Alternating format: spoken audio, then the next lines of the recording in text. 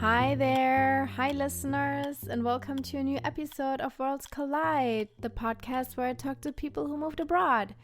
I'm your host, Victoria, and of course, I want to say thank you for always tuning in. I appreciate that so much.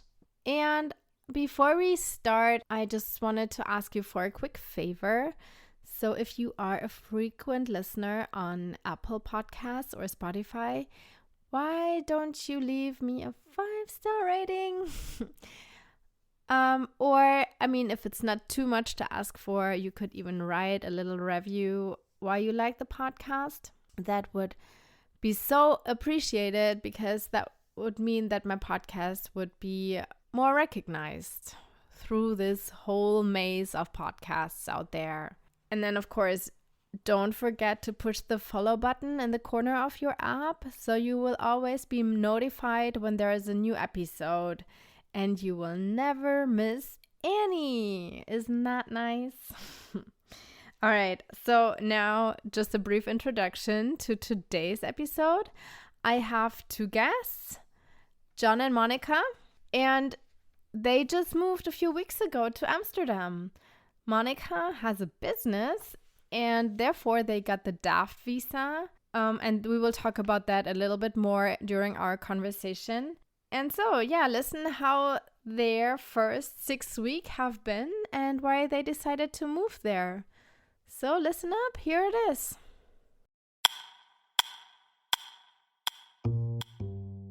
So my guests today are Monica and John. How are you guys? We're good. Good. Yeah, we biked through Amsterdam a bit today, which was nice. Yeah, it was lovely. Got the real Dutch experience with the rain. Wind whipping in our faces. Yeah, okay, so that answers already my question. Where are you guys calling from? So how long have you been in Amsterdam? So we arrived on February 12th. So I guess today is April 2nd. So that would be a month and a few days. Yeah, a month and a half. Wow, so you're super new. Super new. So how has it been so far? Honestly, we love it. Do you have anything to say about that? Yeah, so far it's been great. It's like, I hate to say that we have rose-colored glasses, but I think we do. It's like, it's so charming. We live in a kind of a more modern area, which is really ironic because we wanted to like get the old world charm. But, our apartment's quite modern, which can be really nice. But like, we're from the United States and we are just like enthralled with living here and like the ease of living in Europe. And we'll get into that, I'm sure. Yeah. Where are you from in the US? So I'm from California originally. And then I moved to Portland, Oregon, which is on the West Coast. And that's where John's from. You're from Oregon. Yeah. Okay. I grew up in Eugene, Oregon, and then moved to Portland for college. Okay. And then we met each other sometime later. Yeah. Okay, so it's pretty far. It's like a 9-hour time difference. And yeah, it is the other side of the world, kind of. Yes. But at least, Portland has charm. It's it does. You could have been like from like a completely different place, like super new suburbia, which is only like 20 years old or something. So I feel like you're from a good place. Yeah, I do miss Portland. I loved it there. I think John was a bit tired of it. Yeah, I had been there, 15 years? Okay, I understand that. I knew all the cracks in the sidewalk, as they say. Yeah. So you were ready for a change? Yeah.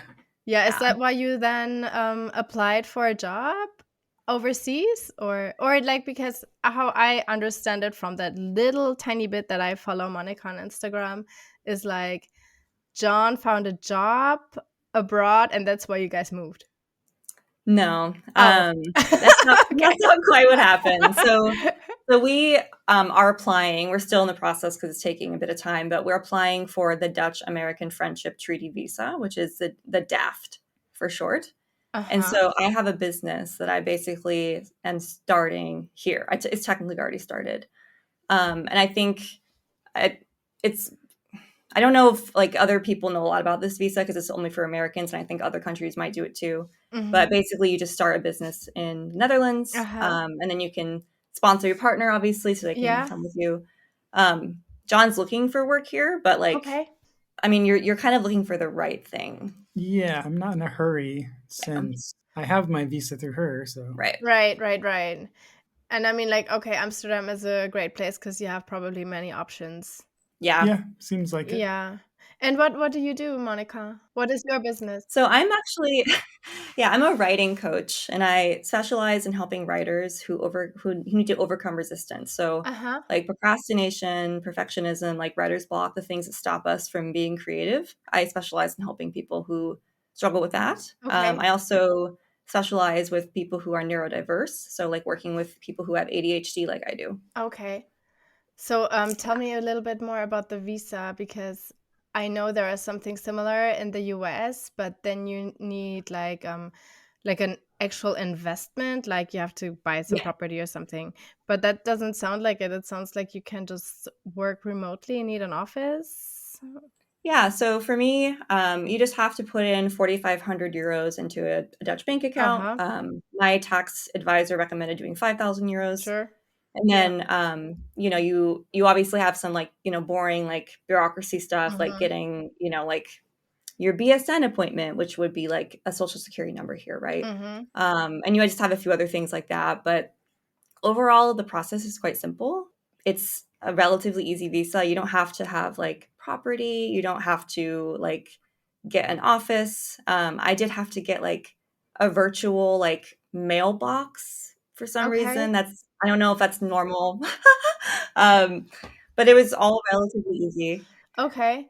And then you get like the visa and it's valid for how many years? 2 years. 2 So you have years. 2 years, and then you can re-up it after 2 years. And then after that, you can apply for permanent residency. Okay. All right. I mean, and first, I guess you just see how it goes, or what's the plan? Yeah, I think we're still figuring out what we want to do. I don't know if we're going to stay here or not. I imagine we'll probably want to. The one nice thing is that I have Italian citizenship, or not Italian citizenship. I have Italian ancestry. Okay. And so I'm actually working on getting Italian citizenship through ancestry, but it's going to take like a really long time. Yeah. I had an episode about this actually. My guest, she's working for, or her company is actually to help people to get that paperwork done, because like all of the name changes from your ancestors, she said like Giuseppe turns into John, so it's like yeah, you're eye rolling. I can see this. It's just such a pain in the butt. Like my ancestor like was born Ricardo and then like just changed his name to Richard when he went to the US. Right. And we have to do all these like, all this different stuff to like prove that it's just a whole thing. Yeah, I guess it's a long process with lots of like paperwork. Yes. So eventually I'll get that passport. But he'll have to learn Italian to get his. Okay. Which is kind of funny because she doesn't have to learn Italian. Nope. Just me. Just my spouse. Okay, but you have still some time. But you could just get like you guys are married, right? Right. Yeah. I could get like a spouse visa wherever we go. Yeah. But it would be nice to have my own passport. Yeah, it is. Because then you're not like so dependent. But it's nice. Yeah. Trust me, I have made the experience.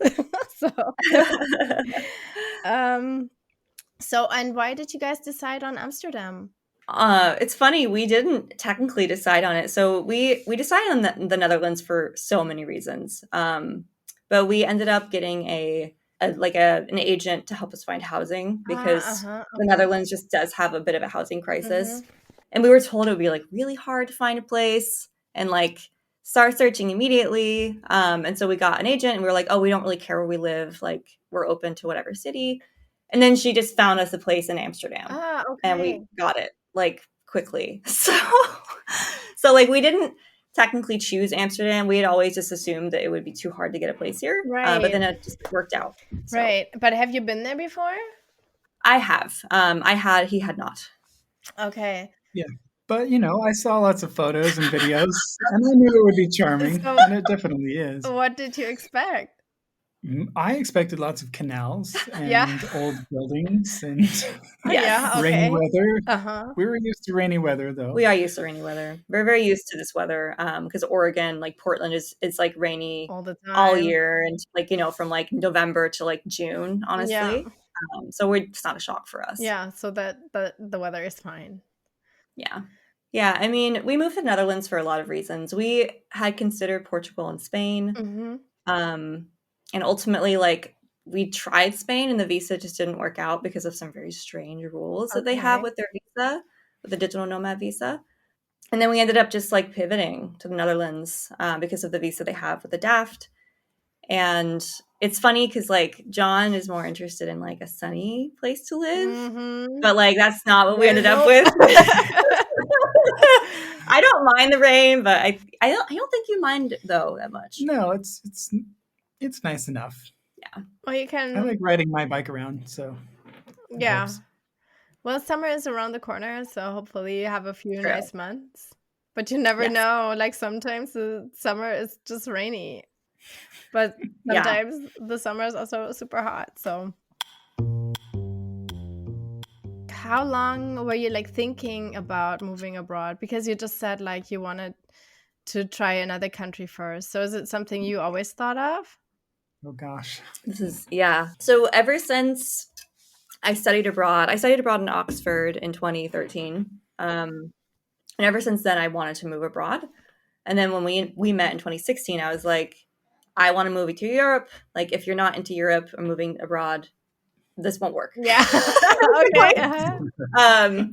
I'd always known I wanted to live in Europe. I'm just not like, I was not happy in America at all. And it like after 2016 and the election, like it was time. And then like after Roe v. Wade got overturned, I was like, I'm getting out of here. So that I think that's when we kind of got more serious.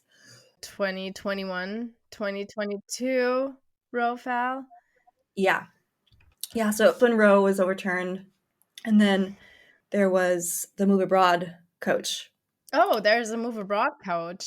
So where does the story start? We had seen an advertisement for this like course we could take online on going over how to move to a different country. Okay. And we were like, sure, let's sign up and see what it's about. And just really fell in love with the concept and started working with them more intensely on, how to choose a destination and what are the pros and cons of destinations. And then we also get into like how to find jobs if you want a remote job or a job on the ground.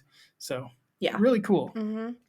It was very helpful. I feel like that's what got us really serious. Okay. Then you knew like how to actually do it, or like technically. Yeah. It felt like it was just a dream before that. Yeah. It was like, oh, this is impossible, but we want to do it. And John, have you been to Europe before? Yeah, a couple times. I have been to Rome and France, and we actually did our honeymoon in London and Scotland. So been around. So, but it was always for vacation. It was not for longer stays. Yeah.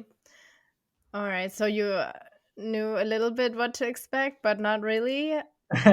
Yeah, a little. I mean, I have this problem with getting stuck in research mode. So I definitely did a ton of research before we pulled the trigger. So I had seen like all the videos on Amsterdam and all the blogs and websites. Yep. Yeah. All of them. It's like Amsterdam to me is always it's super famous, right? For back then it was famous because you could smoke pot legally in the coffee shops. Now it doesn't really, I don't know, doesn't really matter, but it's like so charming, but it's also still so little. It is. Yeah. It's funny because like in Oregon, you can also smoke weed. So like it didn't, that wasn't a big draw for us. Like, Yeah. It is very little, which is nice. Like it's so different from the US where everything is sprawling. It's very, very different. But yeah, you like it. I do. Yeah. Yeah. So what has been your experience so far? How was settling in? Honestly, it was really wonderful until like our bodies had to adjust. So I got sick like within a week of arriving, And then a week later, he got sick. And then I got sick from what he got. And like, okay. I'm still recovering, like the cough. I have like, I think I have walking pneumonia, which I'm taking antibiotics, which is wonderful. But it's just like our bodies did struggle a bit. Like we kind of went a bit too hard, I think, the first few days. Okay. We were kind of nonstop for the first couple weeks. We were excited. Like, going places and buying things for the apartment. Right. Yeah. Trying to get settled and pushed ourselves too much. Yeah. So did you bring your things from Portland? Or did you? We brought like suitcases, but that was it. Okay. We got very lucky. Like the apartment that we chose, the girl who was moving out wanted to sell like most of her furniture to us. Sure. So we just bought all that. And then we had a few other things we got. Like I got a desk and stuff, but it was really easy. Like we arrived and there was already a couch and a kitchen table and stuff. Nice. Okay. And then we got a bed, just like boring logistical stuff. Yeah. But that helps. It really helps. That's actually really common here, apparently. Like a lot of people will just sell their stuff because they don't want to move it. It's quite expensive to move it. Yeah, and there are also always, I don't know, in Amsterdam, but furbished apartments for rent. We weren't able to get that because we have cats. So that's one thing about like having pets because like there's a housing crisis here, so landlords can be quite picky. So if you have pets, like you're not gonna be able to get something furbished. Right. And so did your cats, was it just easy to take them? Did you get a visa for the cats as well? I wouldn't call it easy. So it was fine. I mean, it was weird because like you have to get like basically the certified like certificate to show like of health 10 days before you leave. So I don't know if this is how it is in other countries, but in the US at least, you have to like take your cat to the vet within 10 days, like not business days, like 10 actual days before you leave. And then they have to like send that certificate to the USDA and they have to sign off that your cats are healthy enough to travel. And you have to get that back and then you take that with you on the flight. That was probably the most stressful part, only because of like the really tight timeline. But it was fine. I mean, ultimately it worked out. Our cats weren't thrilled to be on the plane. They were not the happiest kitties. So we drugged them with some gabapentin. And like, I highly recommend doing that if you ever travel with cats. And like, even like the flight was 10 hours. And after 5 hours, they woke up and were meowing. And it was quite annoying. But it is what it is. Oh, wait, they were on the seats with you? Yeah, they were under the seats. Oh, I thought they were like where they have all the pets. No, it would have been really nice to not have them up in my face meowing the whole time. But yes, they were under the seats in front of us. Okay. We also had like puppy like pee pads, which was a lifesaver because one of our cats is older. He's 16 and he did pee on the flight and we didn't even know because the puppy pee pads absorbed it. Oh, that is good because they can be really stingy, huh? Yeah, we didn't smell a thing. Oh, that's good. Good. Yeah. So anybody listening, get some puppy pee pads for under your cat. Good. That's a good advice. Yes. So you got the apartment and everything settled in, and then what else did you have to take care of? So we had to get bank accounts.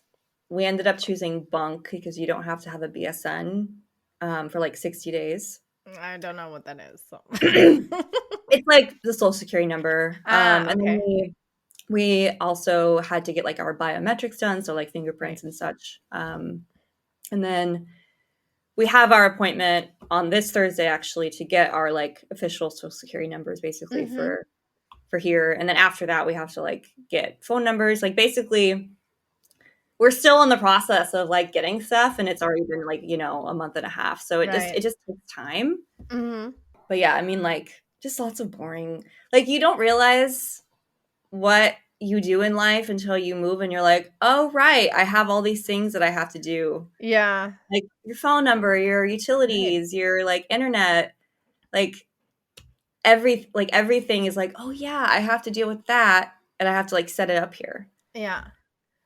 Yeah, but it was relatively easy. Everybody was really kind. And you guys, I mean, it's Amsterdam, so I mean, I've been there a bunch of times, and the Dutch people, they speak English in general, fine, right? So you come by, you get by. Yeah, we do get by. We've had like a few situations where people say like they don't, but then somebody in the area will and will help us translate. It's been fine. I mean, we want to learn Dutch. It's very strange. Like in Amsterdam, people are just like, "Oh, you don't need to learn it. Like English is fine." And I'm like, "Okay, but like I want to learn it. Like I want to be respectful of the culture, you know, and like actually learn their language." So we plan to take some classes. You want to take some classes just as like something like a community college evening? Probably. Yeah, we had heard about some free ones offered by the city or something. And yeah, and that's also like, you know, if the Italian citizenship doesn't work out, which it probably will, but if it doesn't, like we can, you know, like learn Dutch in the next couple of years and then get our and I think it should be, besides the pronunciation, because it's kind of rough, right, with the and but I mean, there are so many words that are like from the English language. Yes, Dutch is a really cool language. I don't know why I get so much hate. Like I see people hating on it all the time, and I'm really? like, it's at least like on, if you're like scrolling social media, right? I see people be like, "Oh, it's such a gross language." And I'm like, I love the Dutch language. Like it's such a cool language. Do they say it because of the probably probably the government. Yeah, probably. I mean, it sounds rough, but I mean, I'm from Germany, so my language also sounds kind of rough. And also, like when I went to the Netherlands, everybody speaks German as well. So, you know, it was always like they speak all the languages. They already speak English, they speak German, and they speak Dutch. And they speak a lot. It's very different from where we're from, where everybody's like, you need to learn English. But I always thought they learned English. I mean, school, sure, but also they have the movies. They're not subbed. That would make sense. They're not dubbed. Sorry. So it was always like when they watched something, they just had subtitles. Yeah. And that's how they just got really comfortable with speaking it. Yeah. Sounds about right. Yeah. Yeah, I feel like people like to speak English. Like it's funny, we like met with a friend a couple weeks ago, and he was like, yeah, people are very proud of the fact that they speak English, so they like want to speak English with you. And I'm like, oh, okay, that's interesting. And how's it been like so far with your social life? I think that's why we got sick, because I went really hard the first few weeks trying to make friends and stuff and such. We met some really awesome people already. What do you think, like, for the most part? How did you meet them? Facebook groups. Okay. Bumblebeeff. It's quite like sparse for men, but for women, there's more people.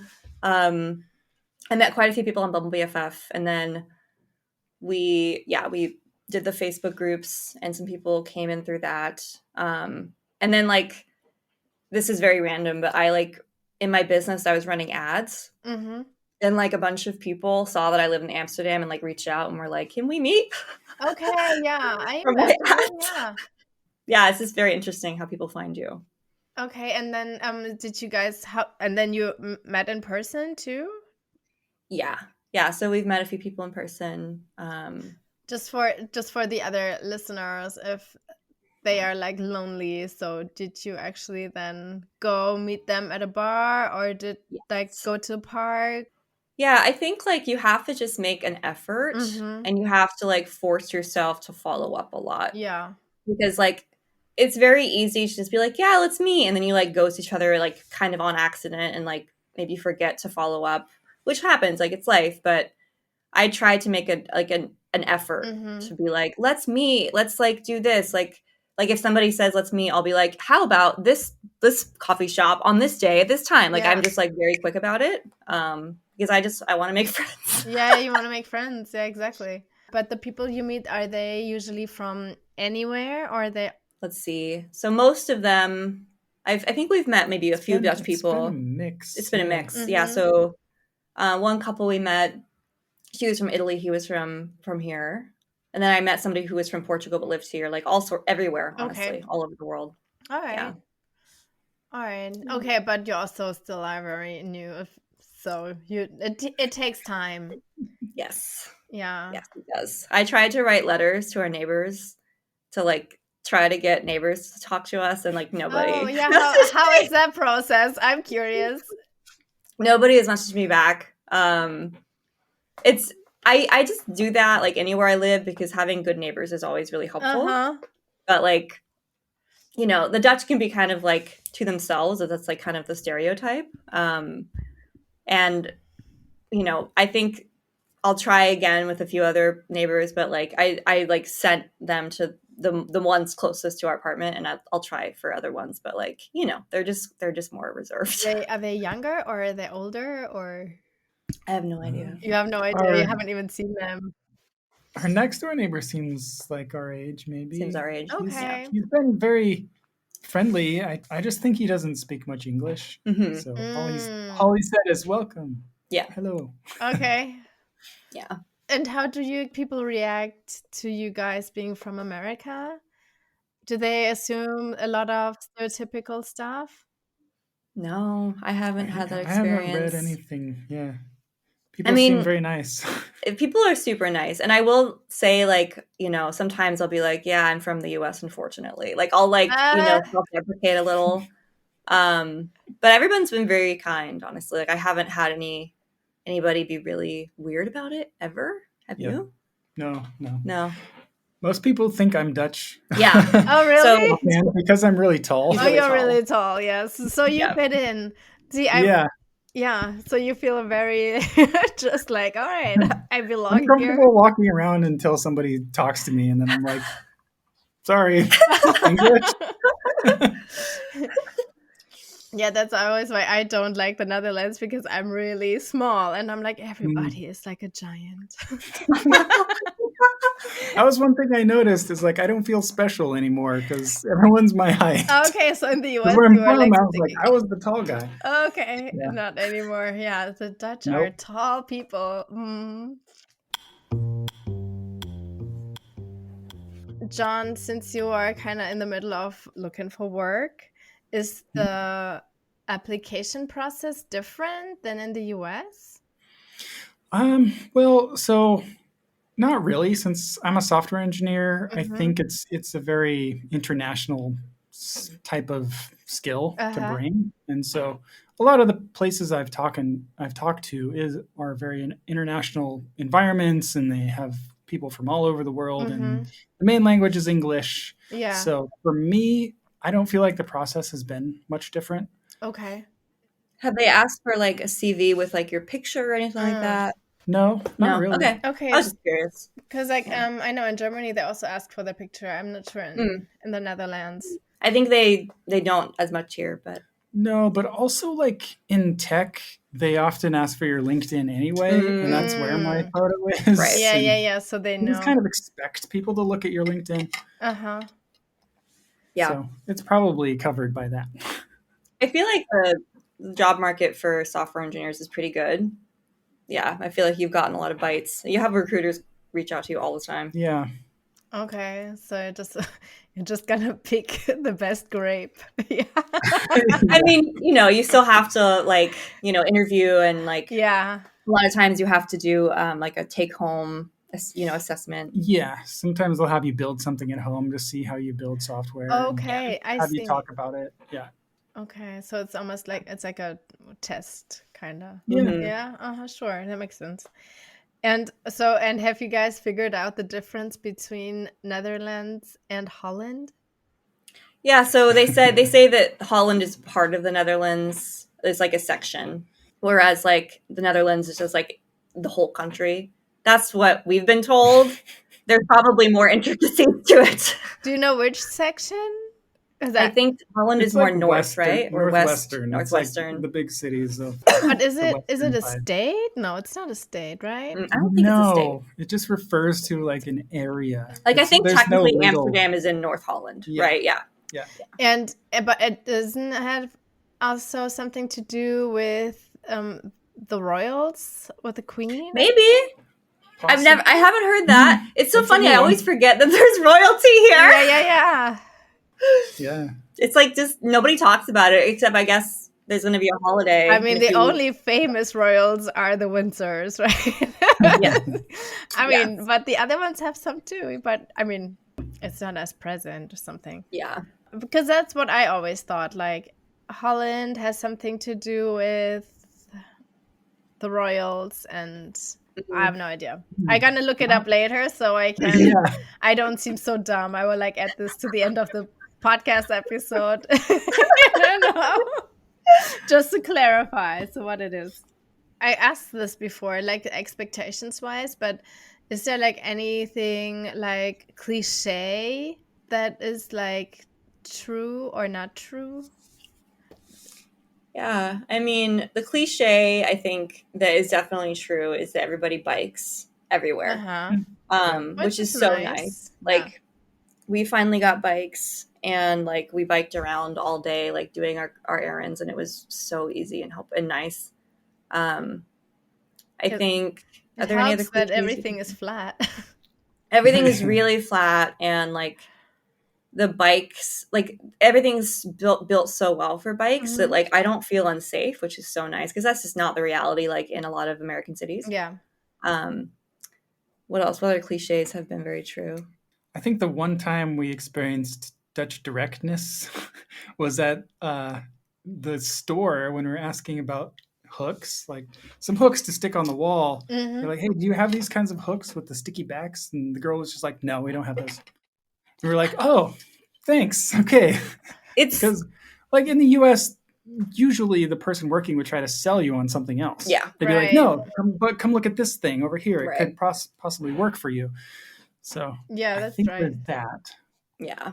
I do actually really like how direct they are because sometimes like you just don't know how to read people's body language that well or like read what they're actually saying. And it's just easier if they're just like no or yes, you know. Because I don't waste your time. Yes. Yeah, exactly. Yeah. Yep. I don't know. I feel like it's just a cliche of like it's so charming and gorgeous. Yeah, it is. It's ridiculous. Like it's just so beautiful. Maybe I'm still in the honeymoon phase, but even just riding around today and seeing the canals and the old buildings and the windmills and stuff, I'm like, oh my gosh, I'm in a fairy tale here. Yeah, I remember always like there are a lot of secondhand markets. Yes. Yeah. And what else? People live on houseboats. Yeah, we noticed that too in the canals. Yeah. Yeah. It's interesting because like I hear that like Europeans find it really annoying when Americans like have these rose-colored glasses on when it comes to Europe, and they're like, oh, but like, you know, like they find it very annoying when you're constantly talking about how amazing Europe is. But when you're from America and it's a fucking shit show, sorry, it's a shit. And when it's a shit show, I'll try not to cuss.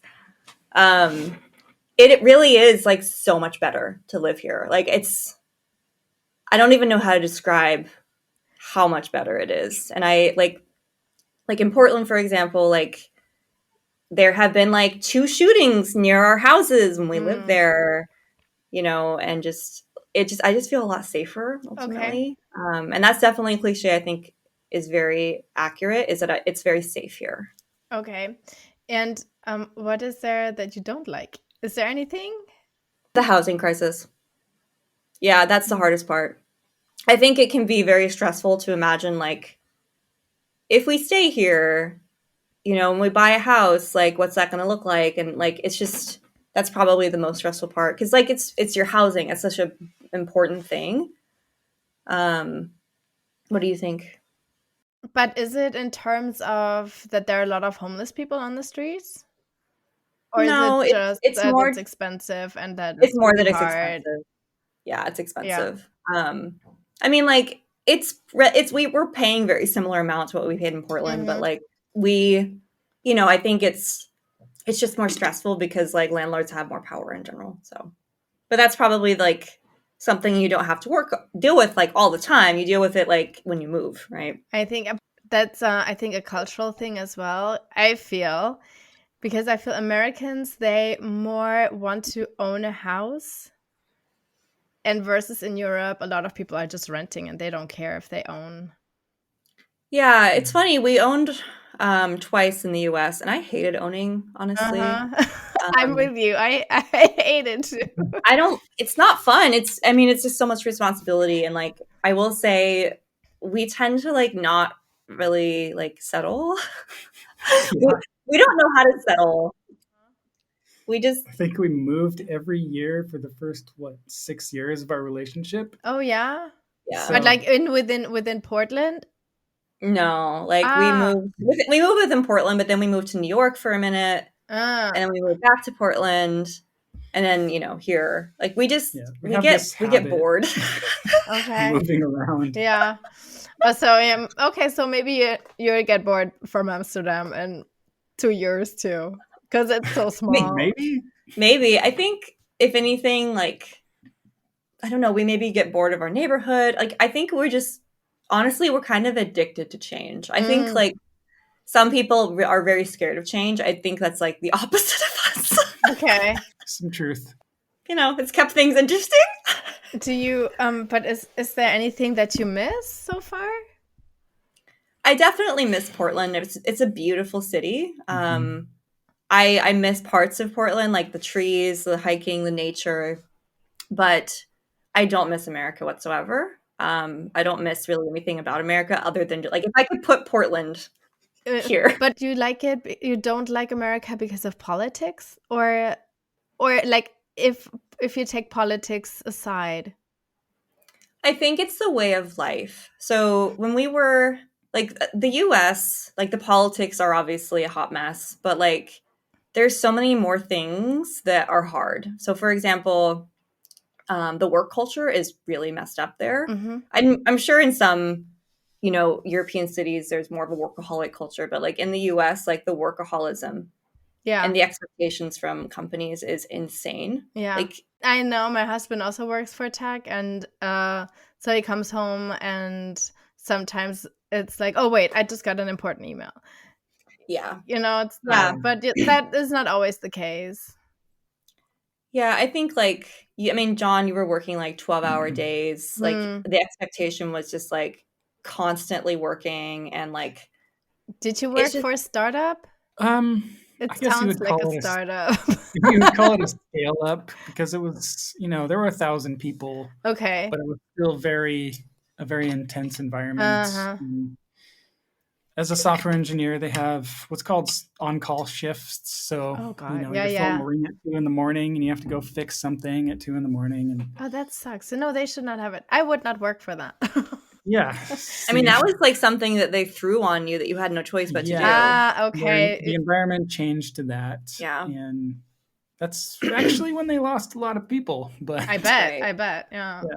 There's no protections in the US. That's the thing. Like there's quite literally no worker protections in many, many states. And so like your employer can just do whatever they want. Like, and then you have these situations where like they make you go on call or like you end up, getting fired for like no reason or whatever it is. And there's just no like vacation time built in. Like there's a lot of reasons why burnout happens very quickly. And that's one of the reasons I decided to start my own business because I can like run my own schedule, which has been really wonderful. But, I think watching you get really burned out, I was like, it's time for us to just leave and like try something different with our lives because, you were like suffering for like 1.5 years until you finally left. What is the vacation time in the Netherlands? 5 weeks, maybe 25 days or something. 25 days. Something like that. Yeah. Yeah. It's 0 in the US, there's none legally mandated. I know, but some companies have it. If you work for a nice company, they give you some. Yeah.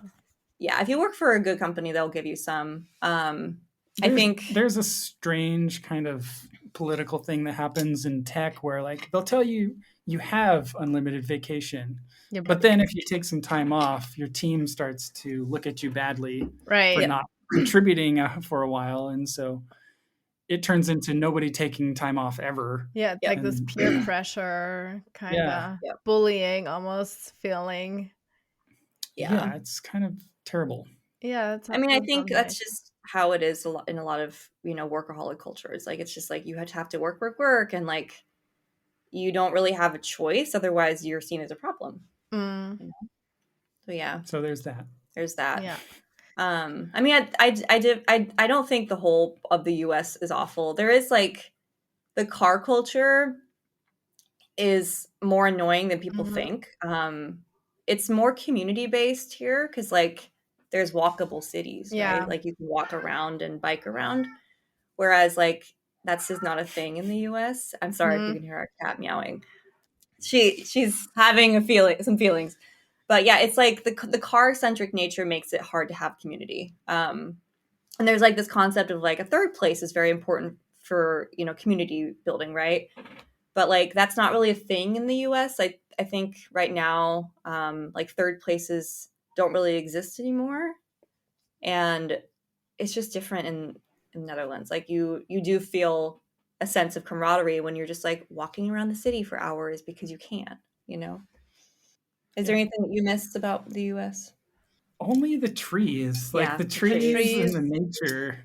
There's some really beautiful nature for sure. Yeah. I mean, you can go to the beach. Yeah, we can go to the beach. They have some beautiful parks here. It's just not quite like as wild, I would say, you know, as like parts of the US. Yeah. But it's still beautiful in many ways. Like there's still a lot of green. They still have lots of parks. It's very like family friendly here, surprisingly. Yeah, I heard that. Yeah, just riding my bike around and how often I'll see just like a giant park built for children or an outdoor gym to work out or a soccer field. It's like everywhere. Yeah. It's surprising and comforting, honestly. And so are you guys planning on visiting your family? Eventually. But since you just got there, you might just go for the holidays. Not anytime soon. Not anytime soon. It'll probably be, you know, a while. Hopefully my family will visit us at some point here. Maybe your family will, depending. Yeah, we're kind of trying to inspire them to visit us. Yeah. Yes. I don't know. It's just like we'll have to see them like once a year ultimately, or something like that. Yeah. But I mean, you're in a nice place, so they can come visit, and then they have plenty to do. Yes. Yes. And there is a direct flight from Portland. Right. Where my family is, so they can come straight here. Yeah. You're so new. Is there still some products where you think, oh, I wish I had whatever chocolate bar or something? I mean, there's definitely been like some skincare that I miss. That was, you know, like you get used to the products that you use where you live, and then suddenly you're like, oh, that doesn't exist, and everything is in Dutch, and I'm like, what does this mean? What is this? But for the most part, we haven't missed a ton. Like, have you missed any like particular products from the US? No, I don't. No, I don't use many products, so men. Yeah. I mean, like, there are some skincare brands that like, because so we're both vegan, you know, and I try to support like, you know, vegan skincare products, like relative, like that don't test on animals, things like that. And I just don't know what those products are here. So I'm like, okay, I'll just like see what I can find. Yeah. But I don't know. I think like I don't really miss anything crazy. The supermarkets here are really, really nice. Lots of different options, and the produce is great. Have you found your new favorite Dutch product or thing, food? Yeah, probably too many. They have like chocolate rice cakes here. I don't know if that's like a thing in other countries. They also have like the round ones.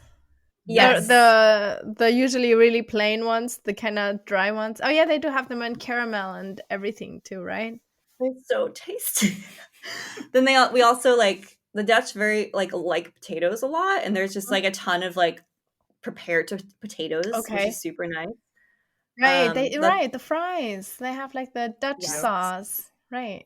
Yes, which is really I don't know nice. if that is vegan though, because I think it's like mayonnaise based or something. They might have it in vegan. There's a lot of like vegan options in Amsterdam. Yeah, in Amsterdam, I'm sure. Had any issues, yeah. What other products are you liking? Margot's is coming to mind. Yeah, it's like a bakery that we go to. Pastry shop. Okay. It's amazing pastries. Yes. Just thinking about it is making me hungry. Yeah. We're still figuring things out too. Yeah. So do you feel like already settling is almost done? I think the logistics like are still kind of up in the air because we still have to like just do boring things like get our BSNs Thursday and then like use that to get this and that. Like it's just very like boring logistics. But like if you're thinking of like, oh, I feel settled as like here, I feel very settled, and I would be like very surprised if I couldn't stay. Like I already feel like this is home for me. Okay. Yeah. What about you? Yeah, after getting really sick for a couple of weeks, I was like, okay, I'm home now. Yeah. I was on the couch watching Netflix for almost 2 weeks. Just like, oh my God, that's a long time. I guess that's a marker that this is home. Yeah. It was not fun getting sick so much. And it was just like back to back. We were just dealing with stuff, which like new germs, makes sense. But it was right. Just really new germs, and it's still like cold there, I guess, especially like beginning of March. Yeah. I mean, it's been a bit cold. Yeah. It's warming up a little, but the rain is still very here. Very rainy. But you're used to it, right? So it's okay. We are. There is like no bad weather. It's just bad clothing. That's what they say here. Yeah. Yes. Yeah. Yeah. All right. I think I got most of my questions. Yeah. Awesome. Yeah, thank you for having us. Yes. Thank you for taking your time. No, sorry. I always say this wrong. Thank you for taking the time. I will cut this out. Yes, that was Monica's and John's interview, and we recorded this about a month ago. So I think by now they have finished all their boring errands. And thanks again for the great tips, Monica, if you want to move abroad with a cat. So that was great. Okay, so now I did a little bit of research. I did a little bit of Googling for the difference between Netherlands and Holland. So, okay, the Hollands, south and north, are just provinces, whereas the Kingdom of the Netherlands is the country. But the big cities, Amsterdam, Rotterdam, and The Hague, are in the Hollands, and it's just very popular with foreigners to call it Holland, even though officially it's the Kingdom of the Netherlands. Okay, so we clarified this, and now I wanted to ask you, the listener, if you have any questions that you would like me to ask my guests.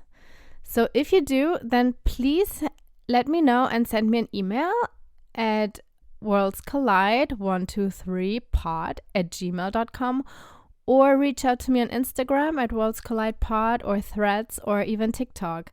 Actually, I'm not 100% sure how to reach out on TikTok, but you can find me there anyway. This was it for this week.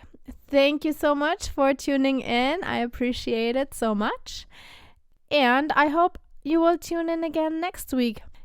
And before I forget, the next few episodes that are coming up are actually stories about countries, or stories from my guests who've been to countries that we not have yet talked about in the podcast. So this is super exciting, and I hope you tune in for this next week and the week after and the week after. So yeah, that was it. And yeah, I hope to hear you again next week. Bye.